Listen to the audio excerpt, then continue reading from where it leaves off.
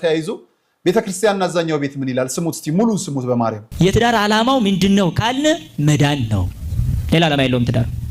አንድ ሰው እኮ በብልቱ ሰደቃ መስራት ይችላል። ሚስትህን መሳብ፣ ሚስትህን ማቀፍ፣ ሚስትህን በደንብ አርክታ ግንኙነት ማድረግ አጅር ያስከፍላል ከአላህ። የምናገባው ለመዳን ነው። አንድ ሴት ባል የምታገባው ለመዳን ነው። አንድ ባል ሚስት የሚያገባ ለመዳን ነው። ጋብቻ እንደምታውቁት ራሱን የቻለ ኢባዳ ነው። ዓላማውን መረዳት ማለት ለመዳን እንደምንጋባ መረዳት አለብን ማለት ነው። ስንፋታ ያ መዳን እንደጎደለ መታወቅ አለበት ማለት ነው። ያ መዳን እንደቀረ እናውቃለን ማለት ነው። ጋብቻ ብቻ ሳይሆን ይሄ ግንኙነት የሚባለው ነገር ለራሱ በአንድ በኩልም አንተ ስሜትህን ትወጣለህ፣ በአንድ በኩልም የራስህን ሻዋህን እየረካ፣ በአንድ በኩል ደግሞ ኢባዳ ነው። መንገዱ ግን ሶስት ነው። አንደኛው ከዝሙት ለመጠበቅ፣ ሁለተኛው ዘር መተካት። ስለዚህ ዘር መተካት ዓላማው አይደለም።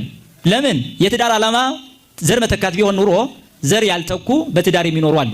ኢባዳ ነው ብለን መነየት መቻል አለብን። ለምን? ረሱል አለይሂ ሰላቱ ወሰለም ወፊ ቡድዒ አሐዲኩም ሰደቃ። አንድ ሰው እኮ በብልቱ ሰደቃ መስራት ይችላል። ገብቷቸዋል አይደል? ልጅ አለመውለዳቸው አያስኮንናቸውም ማለት ነው። እንዲያውም የወለዱት ልጆቻቸውን በአግባቡ እስካላሳደጉ ድረስ ተጠያቂ ናቸው በልጆቻቸው። ሚስትህን ማጉረስ፣ ሚስትህን መሳብ፣ ሚስትህን ማቀፍ፣ ሚስትህን በደንብ አርክታ ግንኙነት ማድረግ አጅር ያስከፍላል ከአላህ።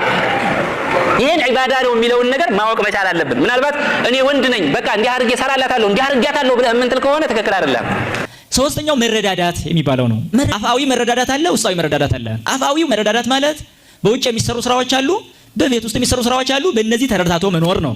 ውስጣዊ መረዳዳት ማለት ግን የሷን ችግር እሱ መሸከም፣ የሱን ችግር እሷ መሸከም። ለምን? አንድ አካል ሆነዋልና ነው። ኦርቶዶክሳዊው ትዳር አንድ አካል መሆን ነው። አንድ አካል መሆን ማለት ደግሞ እንደ አንድ ልብ መካሪ፣ እንደ አንድ ቃል ተናጋሪ ይሆናሉ ማለት ነው። እንደ አንድ ህይወት ነዋሪ ይሆናሉ ማለት ነው።